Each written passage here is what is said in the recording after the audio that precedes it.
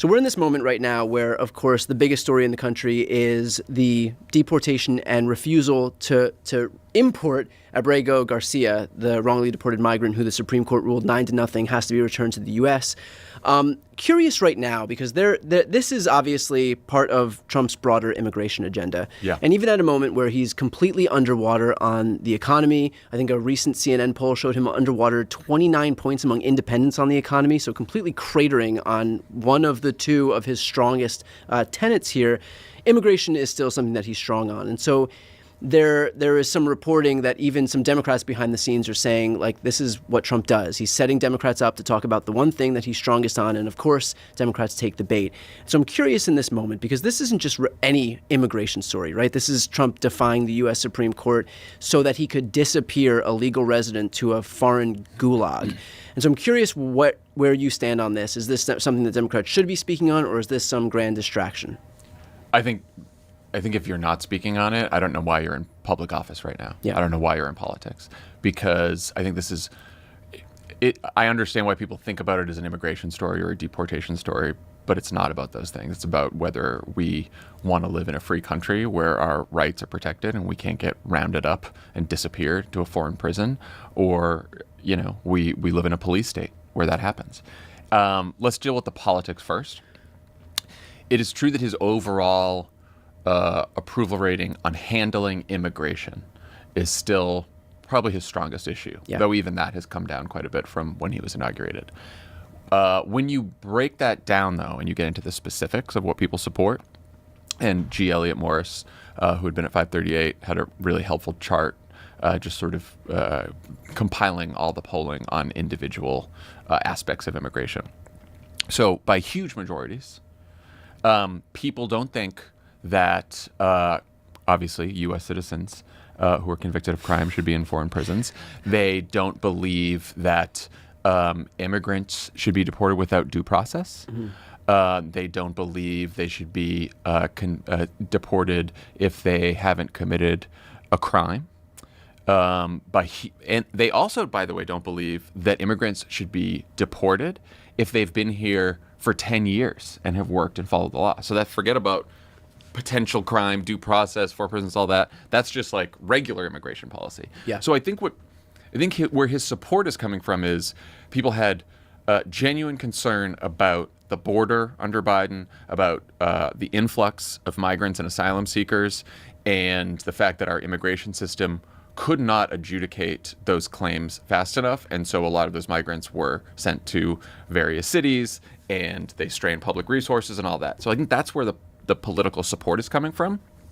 But aside from like Donald Trump's core supporters, people do not support what he has been doing. They do not support ripping student visas away from students for writing an op-ed, or kicking out legal residents, or they just stopped a guy at the airport who has a U.S. citizen.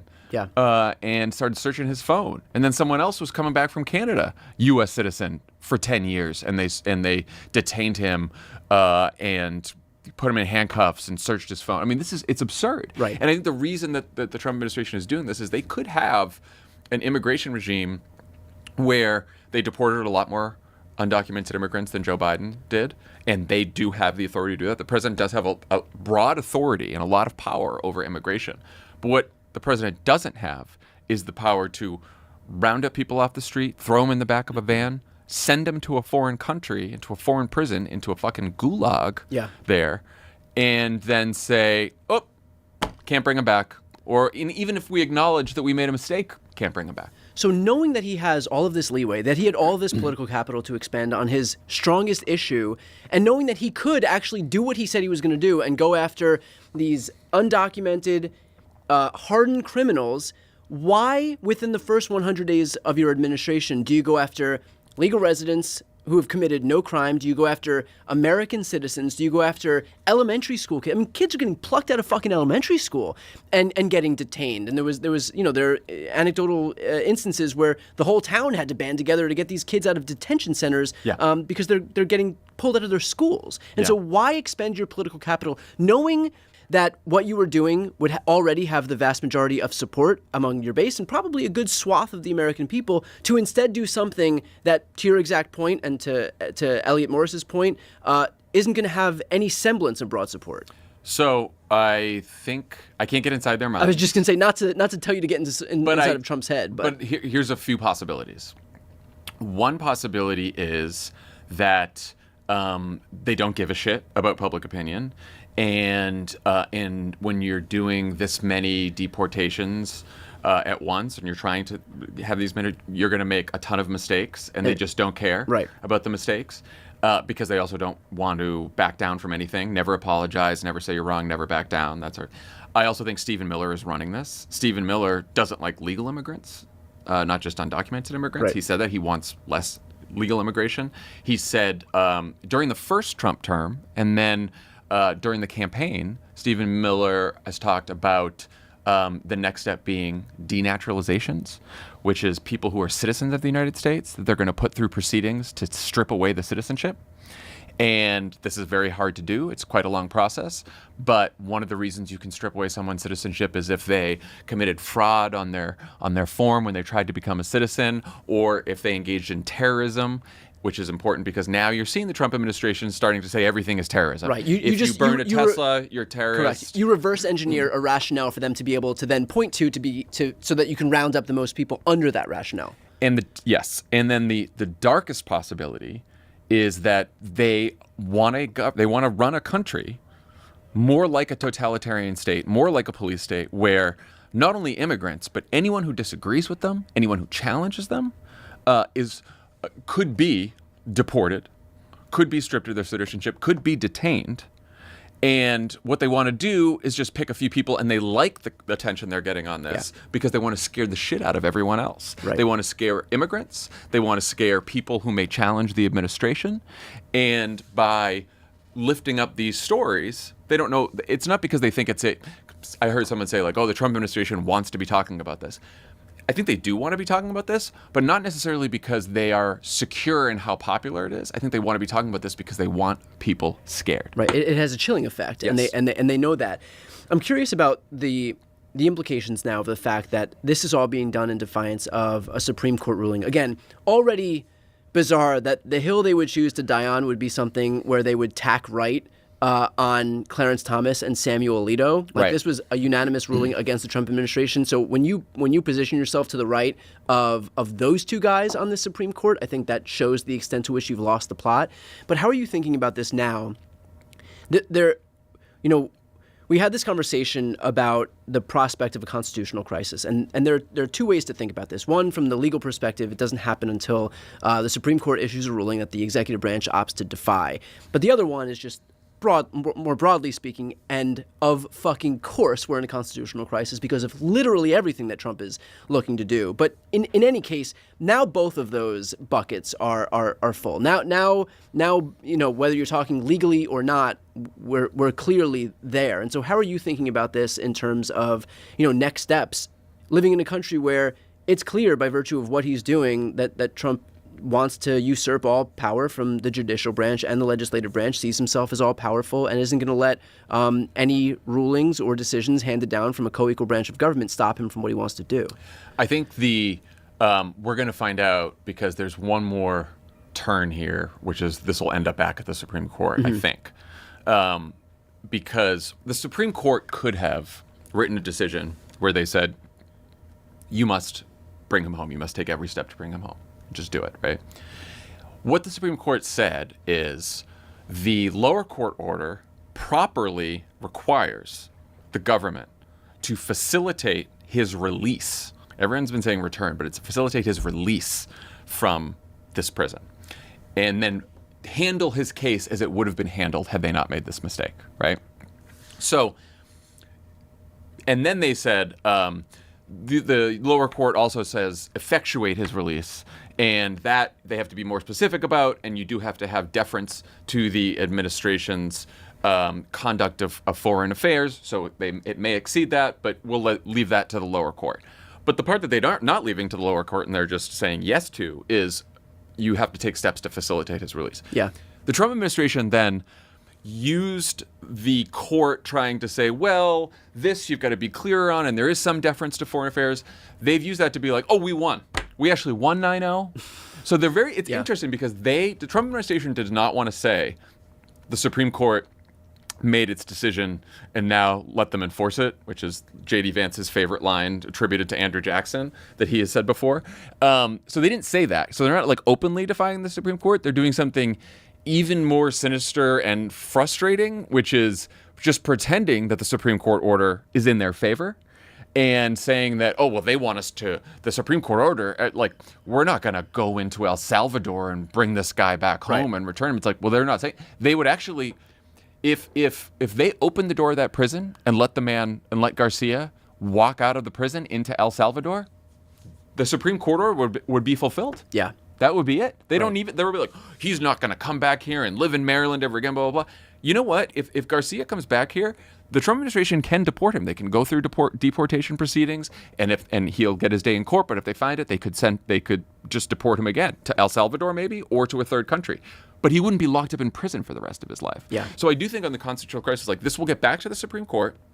The Supreme Court will have to decide, like, hey, man, hey, all of you got to be a little more specific. Now, maybe they weren't as specific in that first ruling because that's how they got it to be unanimous, right? There was no noted dissents, right? Because it wasn't like a 9-0 decision because it was an unsigned report, but there was no noted dissent, so everyone was. But to get that agreement, you wonder if they had to be a little more circumspect. I think when it comes back to the Supreme Court, then the Supreme Court's going to have to make a real decision. Are they going to draw the red line? And they could be unwilling to draw the red line. At least they have up to this point, because they are worried. Roberts might be worried that if they draw the red line and then Trump goes over the red line, then that's it, and there's no turning back. And that's you're right, we're in like a rolling constitutional crisis, but that is the moment where the Supreme Court is very specific about what Trump needs to do, and then Trump says no. The notion that John Roberts would not put forward a specific ruling for fear of the executive branch defying the Supreme Court is a constitutional crisis unto itself. If you are basically falling victim to the same chilling effect that Trump is trying to put forward to everybody else, and you are a co-equal branch of government, then that's the whole ballgame right there. Then that is the courts basically bowing to Trump, cowing to Trump, and basically saying, we are afraid that you won't comply, and so as a result of that, we are not going to put us in the position where you have the opportunity to do that publicly. Yeah, and they have not done that yet, and maybe Roberts is thinking, I got to pick my moments, and I got to pick the moment where I really have to draw the line, and this isn't it, and maybe Roberts and some others on the court were surprised that the Trump administration wouldn't even say, which they could, by the way, could have done this. They could have said, we took a bunch of steps, and this Bukele guy, he is not releasing him, and he said he wouldn't, and he said that it would interfere with our diplomacy and our relations with this country, and it's and we can't. They didn't even try to do that. Yeah. They're just basically saying, like, that's not what the order says. Right. I mean, and what we saw from that meeting between those two guys in the Oval Office was just, it was such mockery. Yeah. The fact that it was so like tongue in cheek, like they were just like winking and nudging, nodding to each other, like, oh, could you do it? Oh, you couldn't do it. I couldn't possibly do it. It's just such. Anybody who buys into it's kayfabe. Like it's like watching WWE. I mean, everybody knows that they're playing make believe, and of course we're watching it play out. And I guess the media has to abide, but like has to write headlines and pretend that this is all real. Everybody knows what's happening. The MAGA defenders of this, and from J.D. Vance, who keeps tweeting about it, to everyone on Fox all day long, what they're not contending with, what they refuse to contend with, is this is not about the president's power to deport people who are here illegally. It's not even about which I would agree with I would disagree with a lot of those deportations. It's not even about the president's ability or the administration's ability to take away a green card or take away a student visa, which again I'm disagreeing with. It's about this fucking prison. Like if Garcia had been deported to a third country, right? Because he was legally protected from being deported to El Salvador. Yeah. But if he was deported to a third country, he'd miss his family. It would be sad. Maybe he would have a case. But like people would not be making as big a deal. Right. They are sending these people, and it's not just Garcia. It's hundreds of people, right? Who they promise would be the worst of the worst gang members, right? We know that most of the people who are in this prison have no criminal records. Some of them are by mistake. We know that Garcia is there by mistake. The reason this is a big deal is because this is the only one that the administration admitted in court that they screwed up. Yeah. But there's so many stories of others, right? And why is the United States sending, condemning immigrants, legal immigrants, some who are legally, some who are not, but regardless, condemning them to a life sentence in a prison that has been known for starvation and torture, where when you walk in, the guards reportedly say you're not walking out alive, or you're not walking out because we're gonna either starve you or kill you or something like that. What are we sending people there for? Yeah. That is fucking crazy. They should shut the prison down. The prison is unconstitutional. The prison is illegal. Yeah. That is the problem, because everyone's going to know, is Garcia a good guy? Is this a good guy? No. Why? We're sending people to a concentration camp. Right. That's what we're doing, with no due process. Right. And to your exact point, I mean, if there's one issue that we should go to bat for, it's that's what I'm saying. This. I don't. Yeah, to that Democrat who was like, oh, taking the bait.